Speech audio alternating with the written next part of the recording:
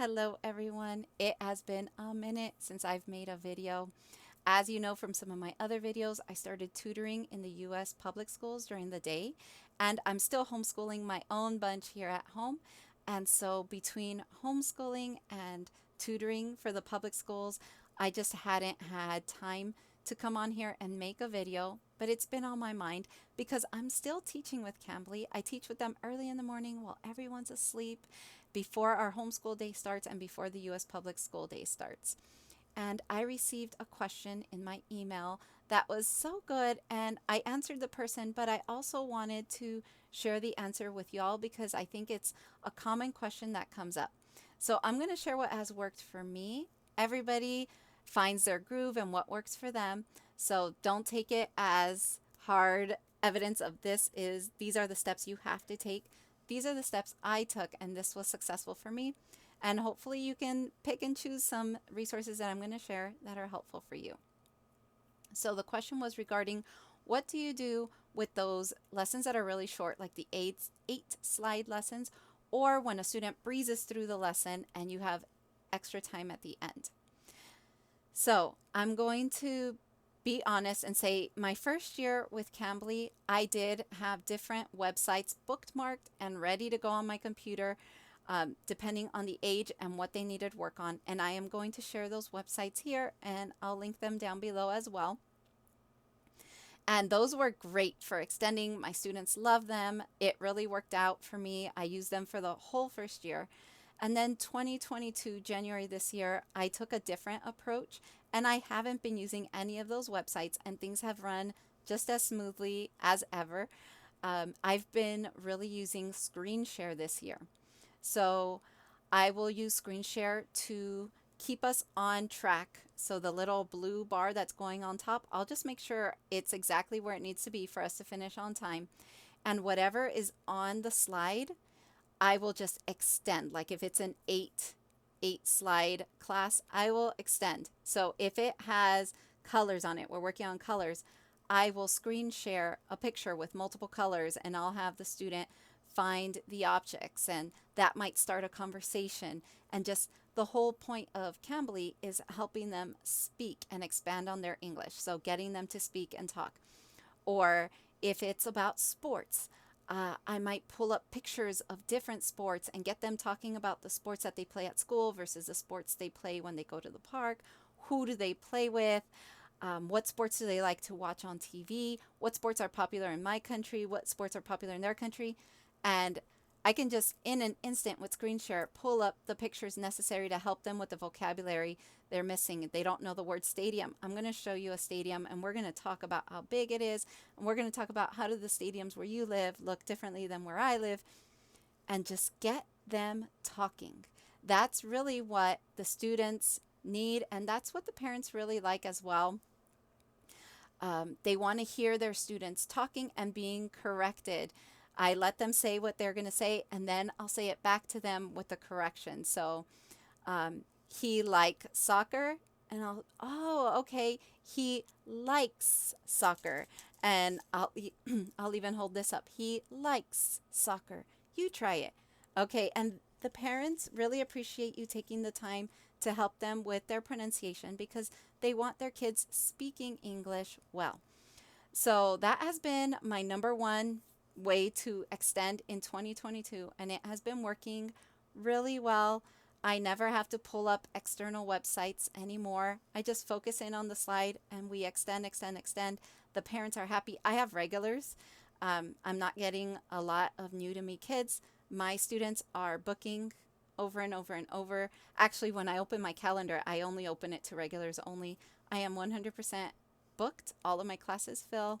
And I'm not saying that to like show off or anything. I'm just letting you know like it has been successful. The kids like it and the parents are happy with it. So that's what I'm doing this year. Last year though, and you're going to see me looking off to the side because I have my websites pulled up so I can share with you what they are. So if I had a student that I wanted to work a little more with reading, segmenting, reading books, I would go to starfall.com, and they have different levels on there. They have cute little games where you can build a person, you can read stories together. They have beginning readers and they have stories, they have rhymes, they have songs. Starfall.com is great. Another website that I've liked to use is readingbear.org. And Reading Bear has beginning leveled readers as well. And you can work on different um, letter combinations, on different sounds. Check it out, it's really good. And then once that's just for like the foundational skills. Once we have those foundational reading skills set, some websites that I've gone to for more in-depth reading is uniteforliteracy.com. They have so many books on so many topics with great pictures. I've also used progressivephonics.com and Oxford Owl. So for Oxford Owl, you do have to set up a teacher account. It's free. And then you get access to all of those books, and they're really great. I've also checked out a book from my library and screen shared it. I've screen shared a Kindle book as well with my students because you can get the Kindle app on your computer. And then another resource that I've really liked to use is whiteboardfox.com. It's an interactive whiteboard. So you pull up the whiteboard and you don't have to make an account for this. You just click start and it opens up a brand new whiteboard. And you send the URL for that whiteboard, you send it in the chat to the student. They click on the URL and now everything is in real time. Any marks they make on the whiteboard, you see instantly. Any marks you make on the whiteboard, they see instantly. You can type, you can make marks, you can upload worksheets. That's how I would use it.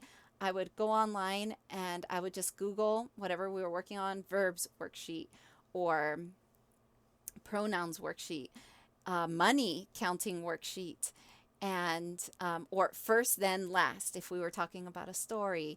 And I would upload that worksheet to Whiteboard Fox, and then we can work on it together in real time. So that was something else that I really enjoy doing with my students. With my older students, like now we're talking like the teens, something that they really enjoyed for extensions was looking up their favorite song lyrics and reading them in English and going over what does it actually mean. So that was always fun for them.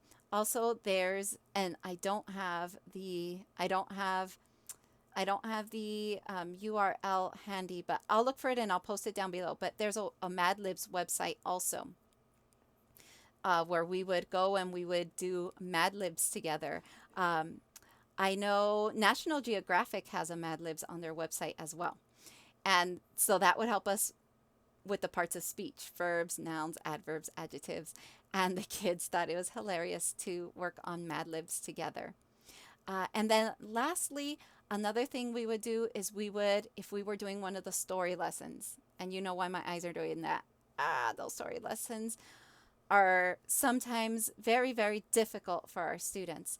So I would finish the story lesson with them, and then I would find a simplified version on YouTube, and I would share that with them.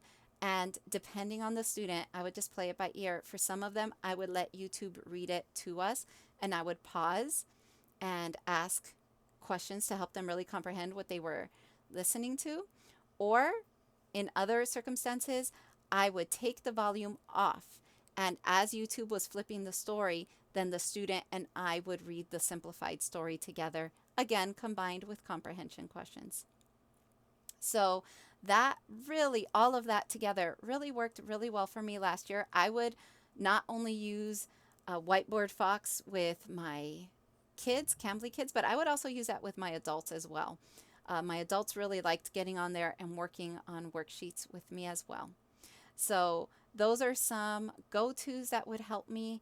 Some other really well-known ones that you might already be using are Engu. They have lessons on everything, and they have these really interesting daily news.